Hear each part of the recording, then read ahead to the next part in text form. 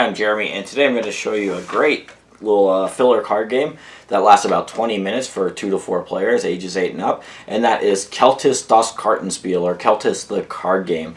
This game is created by Reiner Knizia and is published by Cosmos. I believe it's only published right now in Europe, not in the US, so you would have to import it. There are English rules translations for the game on Board Game Geek that you could print out, so and the game itself is language independent, so that wouldn't pose a problem.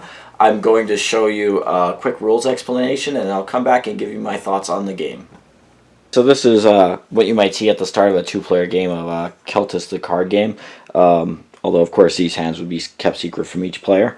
We have a row of these wishing stone cards. There's one of each value from 1 through 9, and then there would be a deck of generally about 100 cards. In a 2-player game, you'd remove 30 of those at random just to keep the game shorter.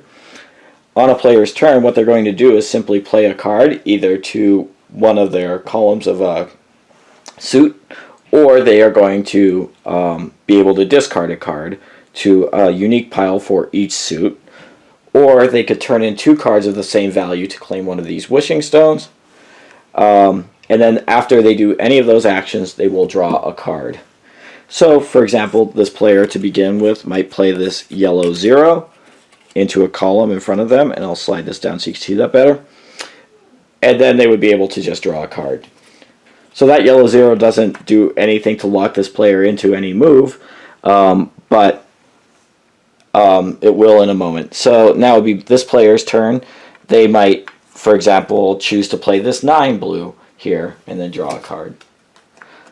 So when it comes back to this player, they might choose to play this 3 on the yellow 0. So it's yellow 3 on the yellow 0. They could choose to start another column. You could have up to 1 column in each of the 5 suits, but ideally you want to extend your columns to make them as long as possible. So what happens here by playing this 3 on top of the 0 is that, first of all, it locks in the direction that cards are going to be played. So these are going to now be played in ascending order because 3 is higher than 0. So the second thing that does is it ensures that the player cannot play cards that are lower than 3 onto this pile anymore. So since 1 and 2 were skipped, the player could not play those 1 and 2 in this column any longer if they got those cards later on. They could play another 3 because there's more than one 3 within the deck, but they could not. They would have to go higher otherwise. So now let's say it goes back to this player's turn. What they might choose to do is turn in these 2 7s for this 7 wishing stone, and they would just discard those 2 7s to 2 distinct piles. You'll always keep a distinct pile for each suit of cards. And then they would draw a card at the end of their turn. They would not be able to draw one of the cards that they just played down on the same turn. Now when it would be this player's turn, of course they had 2 7s as well. They might choose to place this one down here. And they might take this 7 as well as their draw card, because you could always draw from one of these piles or from the top of the deck. Now let's just say it comes back to this player's turn. They could play that other 7 on here, which helps extend that row without even making it higher. And then later, these cards here, which have no distinct suit on them and have this point value in the middle, you could either play them on the side of a column, so they could just be played by themselves and they'll just be 1 point that way, or the more valuable move is to play it on a column that you've been building. It has to match the value of the last card played, so a 7 could be played on a 7, but otherwise it functions as a wild suit and helps to extend your column. So now we have 1, 2, 3, 4, 5 cards in that column here, so that would be a terrific play for this player. So this is just going to go back and forth with players, starting new columns, collecting these wish stones by turning in pairs of cards, starting columns. And then this will keep going until the deck runs out, or until there are these cards in this version of the game, these end capstones. You can always play those onto a deck or onto a row at any point. What they do is that they mean that row cannot be added to with any number. You could play another end capstone on top of it, but after 5 5 of those rows have end caps, not 5 end caps. 2 end caps within the same row only counts as 1 row. After 5 rows across all players have these end caps, that would also trigger the end of the game. So either the deck runs out or we have 5 capped rows. The game ends immediately, and then after that you're going to tally up the points. So the way that points work in this game, first of all, you're going to look, and these are German instructions, but I'll show you here the scoring chart. You'll look at how many cards are within a row. So this row here has 1, 2, 3, 4, 5 cards. 5 cards in a row would be worth 2 points. You could see if you begin a row and don't add many cards to it, you'll get negative points. And then if you build up a lot of cards in it, you're going to get a lot of positive points.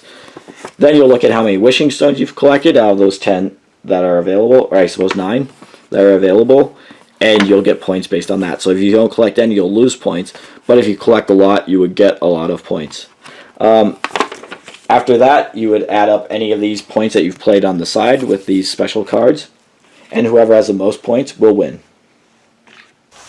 Okay, so that is Keltis the card game, and this is essentially a translation of the Keltis board game into a card game format. And it does transfer over most of the gameplay from that game. I guess what's a little unusual is that Keltis the board game itself was a translation of the Lost Cities card game into a board game. So now we have Lost Cities, a card game, becoming a board game, becoming a card game again. Yet the 3 games are distinctive, even though we've come full circle. The 3 games are distinctive from one another. I guess the huge advantage that this has over Lost Cities is that it plays up to 4 players, whereas Lost Cities was only a 2-player game. Because of what's interesting is that it doesn't really alter the feel of the game terribly much. There are twice as many cards in this game as there are in Lost Cities, so there's 2 of each value in this game, which does change the game somewhat, but that's somewhat mitigated by the fact that there are also those wish stones to go after, so you have another concern while you're playing, which has the threat of negative points or a lot of positive points behind it. Those wish stones do change the game considerably, as does the ability to lay cards starting at 0 or a low number and going upward, or a high number and going downward. That flexibility, which is not present in Lost Cities, where you always have to start low and go build toward high, does make the game feel a little less punishing. Sometimes in Lost Cities, if you get all cards that are high at the start of the round, it seems like you're stuck with no great move. Here, really truly bad hands, so to speak, which I don't know that that's exactly a bad hand in Lost Cities. You can get a lot of points that way.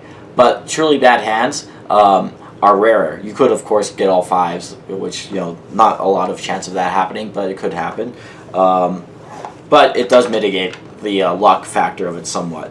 Also, the fact that 4 players are playing and hopefully discarding cards does change the structure of the game a little bit. In Lost Cities, you could see precisely which cards your opponent needs and avoid discarding those. That becomes a lot harder when you have the same size of the same hand size of 8 as in Lost Cities, but you have to worry about what 3 other opponents are playing. It becomes a lot harder to be withholding in this game. Overall, I think this is a terrific translation. I would almost say that, although I think Lost Cities is an immaculately designed game and a real classic of the card game genre, I would say that this is probably the best place to start if you wanted to get a game in the series, even before the board game, because this is going to play quicker. It's going to play with more players, and it has some interesting wrinkles in those end capstones and in those wish stones.